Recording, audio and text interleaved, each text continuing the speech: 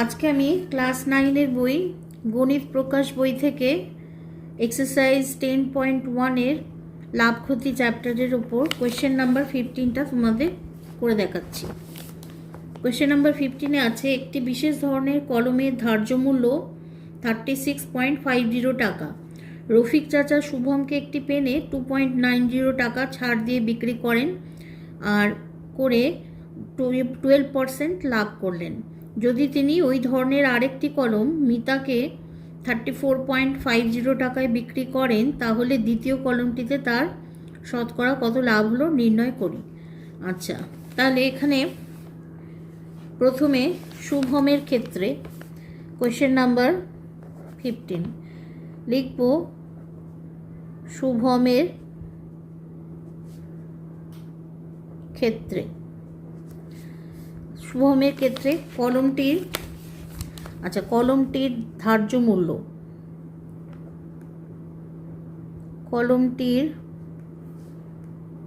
ধার্য মূল্য, মানে মার্ক প্রাইস, ধার্য মূল্য ইকুয়াল টু 36.50 টাকা। 36.50 টাকা। আচ্ছা, এইবারে বলেছে যে তিনি ছাড় দিয়েছেন 2.90 টাকা, তাহলে লিখব ছাড় দিলেন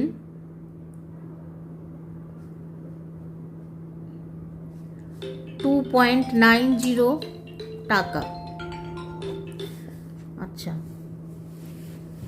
36.50 থেকে 2.90 টাকা মাইনাস করছি, তাহলে আচ্ছা ছাড় দিলেন। এবার হচ্ছে বিক্রয় মূল্য, যে টাকা ছাড় দিয়ে বিক্রি করেছেন মানে যেটা বেরোবে, ধার্য মূল্য থেকে ছাড়টা মাইনাস করলে যে টাকাটা বেরোবে সেটা হবে বিক্রয় মূল্য। তাহলে লিখব বিক্রয় মূল্য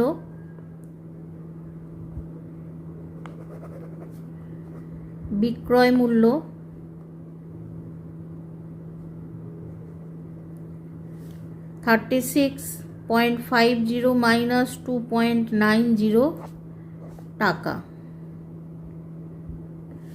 আচ্ছা, মাইনাস করছি 0,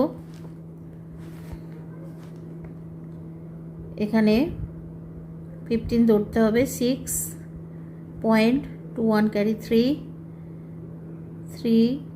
33.60 ইকুয়াল টু 33.60 টাকা। তাহলে শুভমের ক্ষেত্রে কলমটার বিক্রয় মূল্য হচ্ছে 33.60 টাকা। এইবারই বলছে 12% লাভ হয়েছে। আচ্ছা, লাভ ইকুয়াল টু 12%, তার মানে 100 রুপিস যদি ক্রয় মূল্য হয় তাহলে বিক্রয় মূল্যটা হবে 112 টাকা। আচ্ছা, তাহলে এখানে 112 টাকা বিক্রয় মূল্য হলে ক্রয় মূল্য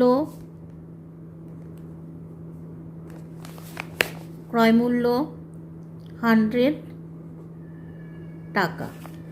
তাহলে 1 টাকা বিক্রয় মূল্য হলে ক্রয় মূল্য 100/112 টাকা।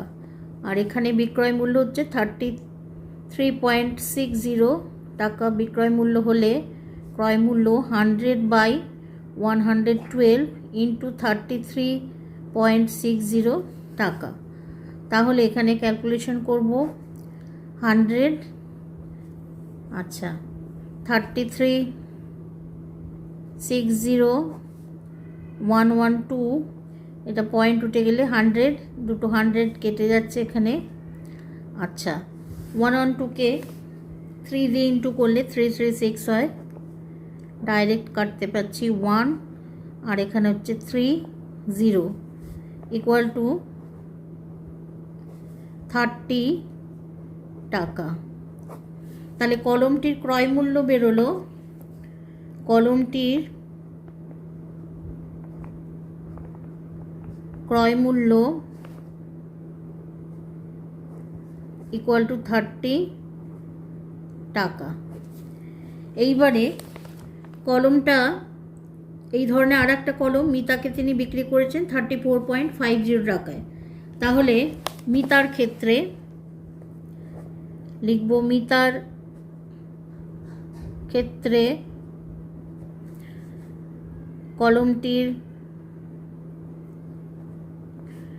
বিক্রয় মূল্য ইকুয়াল টু 34.50 টাকা। 34.50 টাকা। আচ্ছা, কলমটির ক্রয় মূল্য একই থাকবে যেহেতু একই লোক বিক্রি করেছেন, একই কলম বিক্রি করেছেন। তাহলে কলমটির ক্রয় মূল্য 30 টাকা। তাহলে হচ্ছে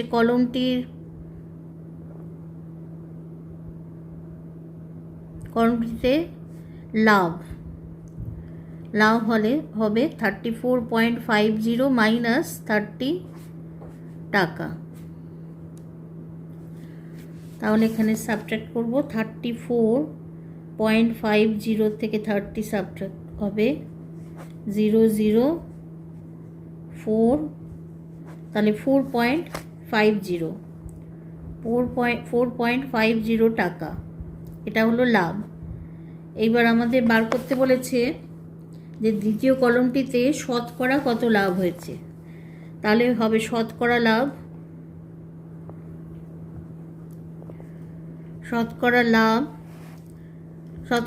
বার করতে গেলে সবসময় ক্রয় মূল্যের উপরেই বার করতে হয়। তাহলে 4.50 বাই 30 ইন্টু 100%। তাহলে লিখব 450 বাই 100, পয়েন্ট তুলে দিলাম, ইন্টু 30, ওপরে ইন্টু 100%। তাহলে এখানে 100 কেটে যাচ্ছে, 0 কাটছে, 3 15s আর 45, তাহলে 15%।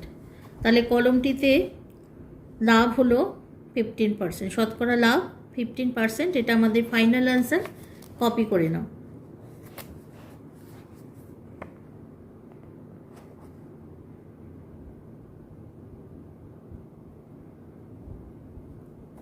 আজকে আমার ক্লাস এই পর্যন্ত। ক্লাস যদি তোমাদের ভালো লাগে তাহলে চ্যানেলটা অবশ্যই সাবস্ক্রাইব করে নিও, আর লাইক শেয়ার কমেন্ট করতে ভুলো না।